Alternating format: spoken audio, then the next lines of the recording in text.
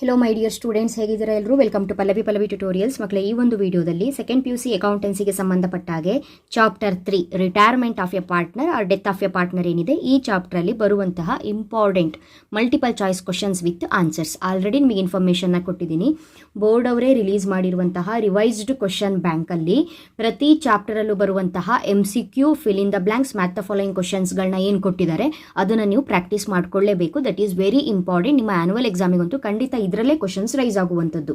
ಹಾಗಾಗಿ first and second ಚಾಪ್ಟರಲ್ಲಿ ಬರುವಂತಹ ಎಲ್ಲ MCQ fill in the blanks match the following 1 mark questions true or falls ಎಲ್ಲವನ್ನ ಹೇಳಿದ್ದೀನಿ. ಆ ವಿಡಿಯೋಸ್ಗಳನ್ನ ವಾಚ್ ಮಾಡಿಲ್ಲ ಅಂತ ಹೇಳಿದ್ರೆ ವಾಚ್ ಮಾಡಿ. ಇನ್ಕ್ಲೂಡಿಂಗ್ ಪ್ರಾಬ್ಲಮ್ ಕೂಡ ಕೊಟ್ಟಿದ್ದಾರೆ.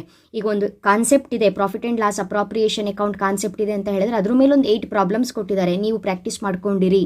ಯಾವ ರೀತಿ ಪ್ರಾಬ್ಲಮ್ ನಿಮಗೆ ಎಕ್ಸಾಮಿಗೆ ಬರುತ್ತೆ ಅನ್ನೋದಕ್ಕೆ ನಿಮಗೆ ಒಂದು ಐಡಿಯಾ ಸಿಗಲಿ ಅನ್ನುವಂಥ ಕಾರಣಕ್ಕೆ ಪ್ರಾಬ್ಲಮ್ಸು ಕೂಡ ಅವರೇ ಕೊಟ್ಟಿದ್ದಾರೆ. ಸೊ ಅದಕ್ಕೆಲ್ಲದಕ್ಕೂ ಕೂಡ ನೀವು ಆನ್ಸರ್ನ ಕ್ಯಾಲ್ಕುಲೇಟ್ ಮಾಡಿ ಪ್ರಾಕ್ಟೀಸ್ ಮಾಡಿ ಇಟ್ಕೊಳ್ಬೇಕು.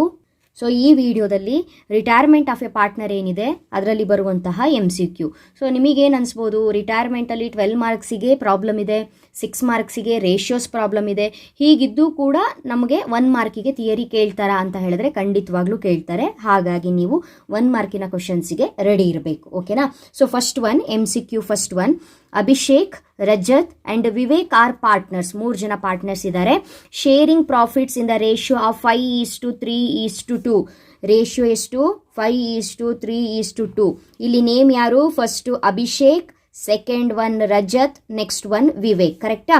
ಇಫ್ ವಿವೇಕ್ ರಿಟೈರ್ ಆಗಿರೋದು ಯಾರು? ಇಫ್ ವಿವೇಕ್ ರಿಟೈರ್, ನೋಡಿ ವಿವೇಕ್ ರಿಟೈರ್ ಆಗಿದ್ದಾನೆ.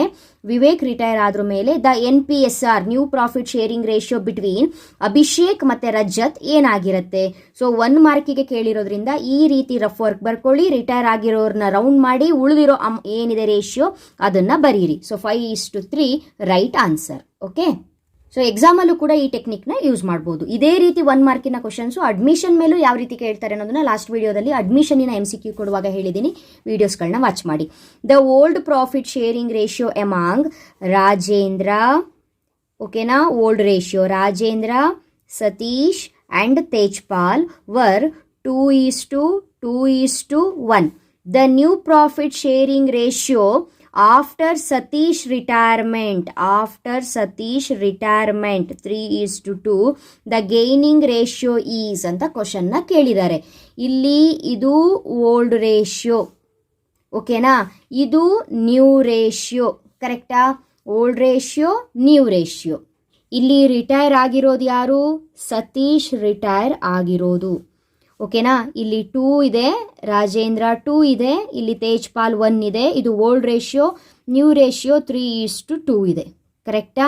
ಇಲ್ಲಿ 3ಯಲ್ಲಿ ಯಾಕಂತ ಹೇಳಿದ್ರೆ gain ratio is equal to, formula ಏನು? 1 ಮಾರ್ಕಿಗೆ ಡೀಟೇಲ್ ಆಗಿ ಬರೆಯೋದೇನು ಬೇಡ, ಹೌದಾ? ಗೇನ್ ರೇಷಿಯೋ ಫಾರ್ಮುಲಾ ಏನು? New share minus old share. ಕರೆಕ್ಟಾ? ಈಗ ನ್ಯೂ ಶೇರ್ ಎಷ್ಟಪ್ಪ? ಇಲ್ಲಿ 3. ಓಲ್ಡ್ ಎಷ್ಟು? 2. ಅಲ್ಲಿಗೆ 3 - 2 ಎಷ್ಟಾಯಿತು? 1 ಉಳಿತು. ಕರೆಕ್ಟಾ? ನೆಕ್ಸ್ಟ್ ಇಲ್ಲಿ 2 ಇದೆ, ಇಲ್ಲಿ 1 ಇದೆ. 2 ಅಲ್ಲಿ 1 ಹೋದ್ರೆ ಎಷ್ಟು ಉಳಿತು? 1. So answer 1:1. ಸೊ ಈ ರೀತಿ ಈಸಿಯಾಗಿ ಕ್ಯಾಲ್ಕುಲೇಟ್ ಮಾಡೋದು. Next third question, Anand, Bahadur and Chandar are partners sharing profits equally. Sharing profits equally means 1:1:1. ಕರೆಕ್ಟಾ? ನೆಕ್ಸ್ಟ್ ಆನ್ ಚಂದರ್ ರಿಟೈರ್ಮೆಂಟ್, ಇಲ್ಲಿ ನೇಮ್ ಬರ್ಕೊಳ್ಳಿ ಯಾರ್ಯಾರಂತ. ಆನಂದ್, ಬಹದ್ದೂರ್, ಚಂದರ್. ಆನ್ ಚಂದರ್ ರಿಟೈರ್ಮೆಂಟ್, ಇಲ್ಲಿ ರಿಟೈರ್ ಆಗಿರೋದು ಯಾರು? Chandar. His share is acquired by Anand and Bahadur in the ratio of 3:2. The new profit sharing between Anand and Bahadur. ಇಲ್ಲಿ ಅವ್ರು ಏನು ಮಾಡಿದ್ದಾರೆ? 1:1:1 ಅಂತ ಹೇಳಿದ್ರೆ ಇದು ಅವರು ಫಸ್ಟ್ ಪ್ರಾಫಿಟ್ಸನ್ನ ಶೇರ್ ಮಾಡ್ತಾ ಇದ್ದಂತಹ ratio. This is old ratio. ಓಕೆನಾ? ನೆಕ್ಸ್ಟು ಯಾವಾಗ ಚಂದರ್ ರಿಟೈರ್ ಆದ ಅವಾಗ ಇಲ್ಲಿ ಹಿಸ್ ಶೇರ್, ಚಂದರಿನ ಶೇರ್ನ acquired by Anand and Bahadur, ಇದು ಅಕ್ವೈರ್ಡ್ ಶೇರ್. ಎಷ್ಟು? ಅಕ್ವೈರ್ಡ್ ಶೇರ್ ಎಷ್ಟು? 3:2. ಹಾಗಾದರೆ NPSR ಎಷ್ಟು ಕೇಳಿದ್ದಾರೆ. ಸೊ NPSR ಫೈಂಡ್ ಔಟ್ ಮಾಡೋ ಫಾರ್ಮುಲಾ ಏನು? Old share plus acquired share ಅಲ್ವಾ ಮಕ್ಕಳೇ? Acquired share.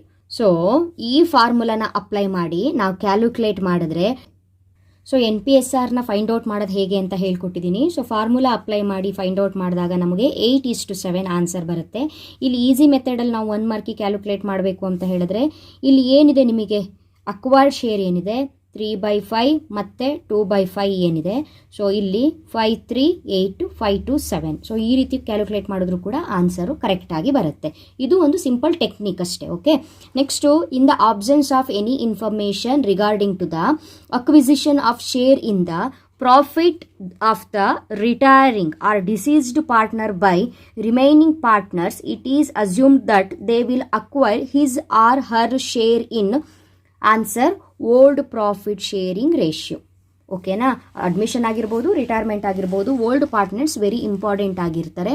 Next on retirement or death of a partner the remaining partners who have gained due to change in profit sharing ratio should compensate the ಅಂತ ಕೊಟ್ಟಿದ್ದಾರೆ. Answer option B, remaining partners as well as retiring partners. Next, amount due to deceased partner is settled in the following manner. ಮೂರೂ ಹೌದು. ಯಾವಾಗಾದರೂ ಒಬ್ಬ partner death ಆದ ಅಂತ ಹೇಳಿದ್ರೆ ಅವನಿಗೆ ಕೊಡಬೇಕಾಗಿರೋ ಅಮೌಂಟನ್ನ ಹೇಗೆ ಕ್ಲಿಯರ್ ಮಾಡ್ತೀವಿ ಅಂತ, ಇಮಿಡಿಯೇಟ್ ಫುಲ್ ಪೇಮೆಂಟ್ ಹೌದು, ಟ್ರಾನ್ಸ್ಫರ್ ಟು ಲೋನ್ ಅಕೌಂಟ್ ಇದು ಕೂಡ ಹೌದು, partly paid in cash and balance transfer to loan account ಇದು ಕೂಡ ಸಾಧ್ಯತೆಗಳಿದೆ. ಹಾಗಾಗಿ all of the above answer. Next one, deceased partner's share of profit in the accrued profit may be calculated on the basis of last year profit ಹೌದು, average profit of past few years ಹೌದು, sales ಕೂಡ ಹೌದು. ಹಾಗಾಗಿ all the above answer. Next one, items to be considered while calculating the amount payable to the deceased partner is answer all the above. Next accrued profit is ascertained in the following ways dash ಅಂತ ಕೊಟ್ಟಿದ್ದಾರೆ. Accrued profit ascertain, average profit ಹೌದು, previous year profit ಹೌದು, on sales ಹೌದು. Answer all of the above.